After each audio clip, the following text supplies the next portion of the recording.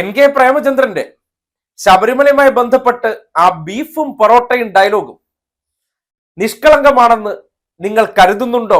ലീഗിലെ അല്ലെങ്കിൽ കോൺഗ്രസിലെ നിഷ്കളങ്കരെ എന്ന് ചോദിക്കുകയാണ്. ഒരു വ്യക്തിയുടെ ഉള്ളിലെ മുസ്ലിം വിരോധം അല്ലെങ്കിൽ ന്യൂനപക്ഷ വിരോധം എത്ര വിദഗ്ധമായിട്ടാണ്, എത്ര വാക് സാമർഥ്യത്തോടു കൂടിയാണ് ഒളിച്ചു കിടത്തുന്നതെന്ന് നിങ്ങളൊന്ന് ശ്രദ്ധിച്ചു നോക്കണം.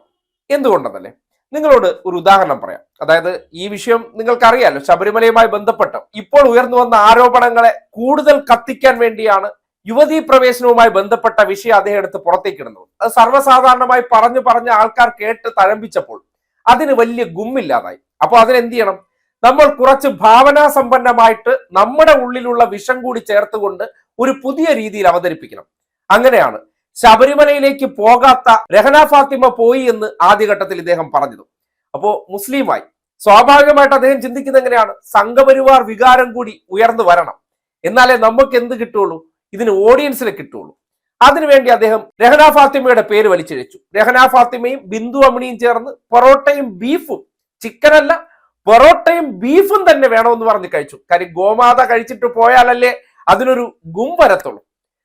അപ്പോഴാണ് രഹന ഫാത്തിമ പോയില്ല എന്നുള്ള വിവരം പുറത്തേക്ക് വരുന്നത്. കനകദുർഗയാണ് പോയത്. ബിന്ദു അമ്മിണിയും കനകദുർഗയും തമ്മിൽ പോയതിനെയാണ് രഹന ഫാത്തിമയുടെ പേര് അദ്ദേഹം തിരികെ കയറ്റിയത്. ആദ്യം പാലാ ഗസ്റ്റ് ഹൗസ് ആയിരുന്നു, പിന്നീട് അത് കോട്ടയം ഗസ്റ്റ് ഹൗസിലേക്ക് മാറ്റി.